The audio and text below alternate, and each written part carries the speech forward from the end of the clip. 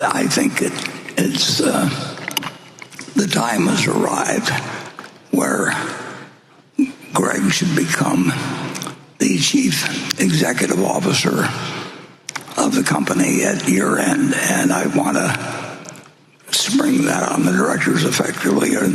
Well, it's official. Warren Buffett, the Oracle of Omaha, is stepping down as CEO of Berkshire Hathaway. The man who turned a struggling textile company into a $1.2 trillion juggernaut is finally handing over the reins. But why now? What's next for Berkshire?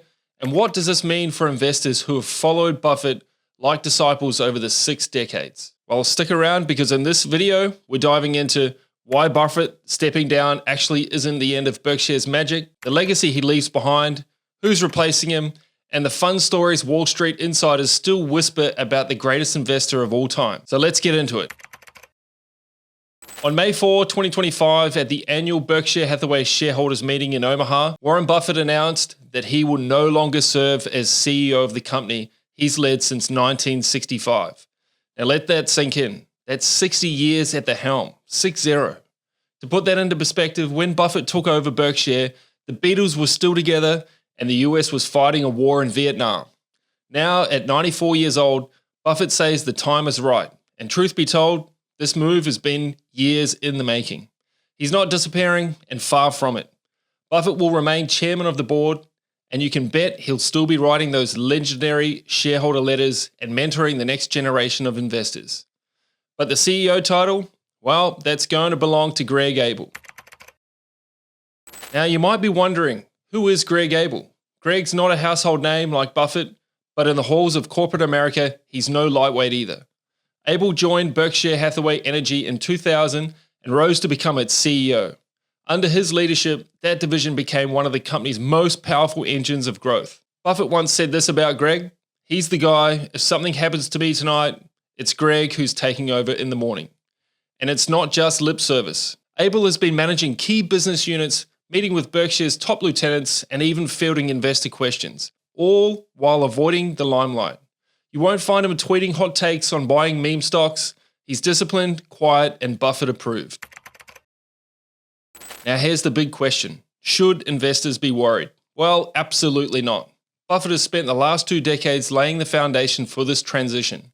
Berkshire is not a one-man show. It's a decentralized empire with more than 60 subsidiaries and stakes in everything from Coca-Cola and American Express to Apple and Chevron.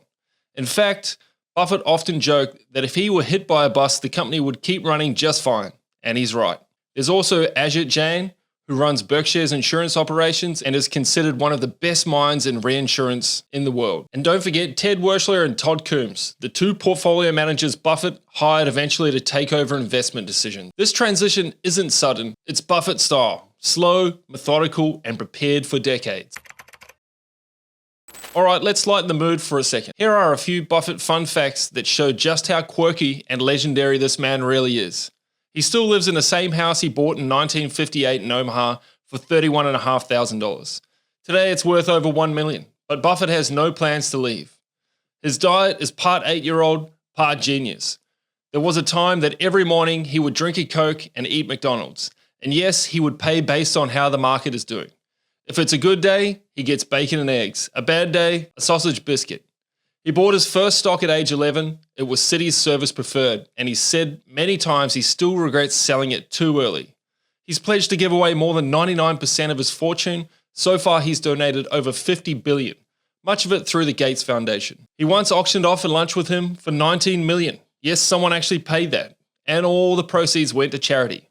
So yes, this isn't your average CEO, and that's what made him so beloved. Now let's talk legacy. When Buffett took control of Berkshire in 1965, the stock traded at around $18 per share. Today, a single Class A share trades at over $800,000. That's not a typo. To put it in real terms, if you invested $1,000 in Berkshire in 1965, you'd have nearly $45 million today. That's a compounded annual growth rate of roughly 19.5% per year for 6 straight decades. Buffett's genius wasn't in building flashy tech companies or dominating headlines. It was in compounding. He mastered the art of buying quality businesses and holding them forever. Coca-Cola, American Express, Geico, Apple, these are long-term, cash-gushing machines. And it wasn't just about picking stocks. Buffett redefined what it means to be a long-term investor. He made patience sexy. He made reading annual reports cool. He made investing feel simple again. So here we are. After 60 years, Warren Buffett is stepping down as CEO. And yet, Berkshire Hathaway isn't missing a beat. Greg-Abel's in, the team is ready, the strategy is unchanged. Now let's consider the big question everyone's wondering. What happens to the stock? Buffett leaving the CEO role might sound like the end of an era, and it is, but for Berkshire Hathaway shareholders, the strategy remains as rock solid as ever.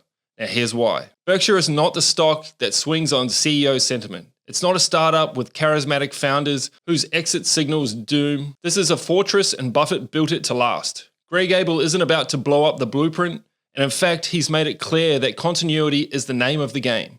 No sudden stock buybacks, no splashy acquisitions, just to prove something.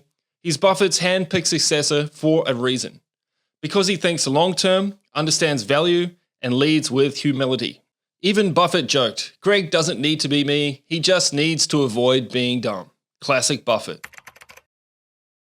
Now, let's be honest, things will change a bit. Greg-Abel is known for being a bit more operationally hands-on. He's likely to spend more time with the CEOs of Berkshire's 60-plus subsidiaries, possibly standardizing a few processes or improving data visibility. That's not a bad thing. In fact, Berkshire's share scale means that a little more structure could unlock even more earnings power. Another shift? Expect a more collaborative investment committee. Buffett and Charlie Munger handled nearly all of the big capital allocation decisions for decades.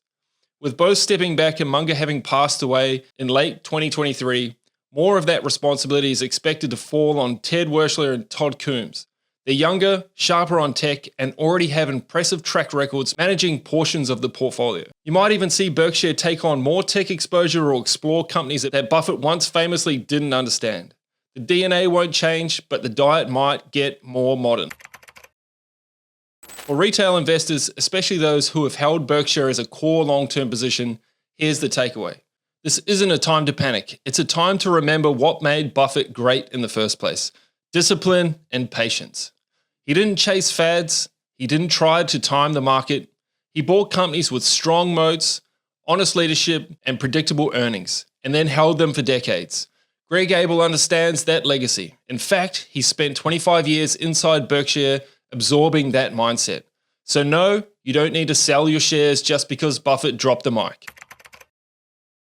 Now let's also not forget, Berkshire Hathaway is sitting on about $350 billion in cash. That war chest gives the company enormous flexibility, whether that's for buying undervalued public equities, acquiring entire companies, or simply waiting patiently while the market gets frothy.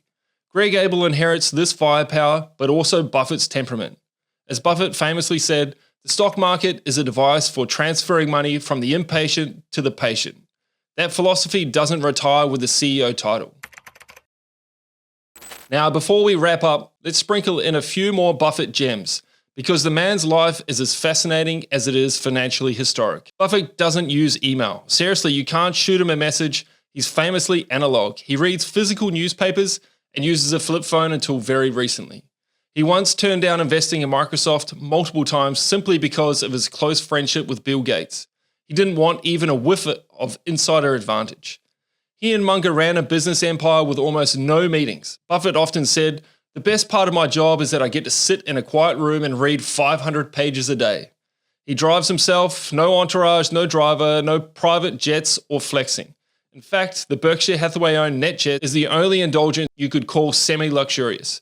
And even then, it's because he owns the company. He plays the ukulele, and yes, he's performed live at shareholder meetings. Not always on key, but always with charm. This is the man stepping down. Not a flashy billionaire with a private island, but a grounded, thoughtful investor who made wealth creation feel like common sense. The best part about Berkshire Hathaway is that it was never built to be a Buffett cult. It was built to last. The Buffett culture and Munger created is one of trust, autonomy, and rationality. Managers run their own businesses. Mistakes are owned, not buried. Capital is allocated based on logic, not emotion or hype. That culture is what will carry the company forward, not just who's in the CEO seat. And for younger investors who never got to buy Coca-Cola in the 80s or load up on Apple in 2016, Berkshire remains a rare beast, a diversified, low-debt, a high-quality business holding company with a conservative philosophy that's weathered wars, pandemics, and financial crises. And now with fresh leadership that still reads from the Buffett playbook. So what should you take away from Buffett stepping down? First, celebrate the legacy. This is a man who didn't beat the market. He defined a generation of value investing. Second, understand that the torch isn't being passed blindly. Greg Abel has been shadowing Buffett for years, and Berkshire's infrastructure is built for continuity, not chaos. And finally, remember that Buffett's greatest investment wasn't a stock. It was belief. Belief in America, belief in long-term compounding, belief that doing things the simple, rational way would always win out over hype and fear. That belief doesn't step down. So here's to Warren Buffett, the ukulele strumming, cherry coke drinking, compound interest preaching icon of our age. He may be stepping back as CEO, but his legacy is just getting started. And for investors watching from home, the best way to honor him is simple.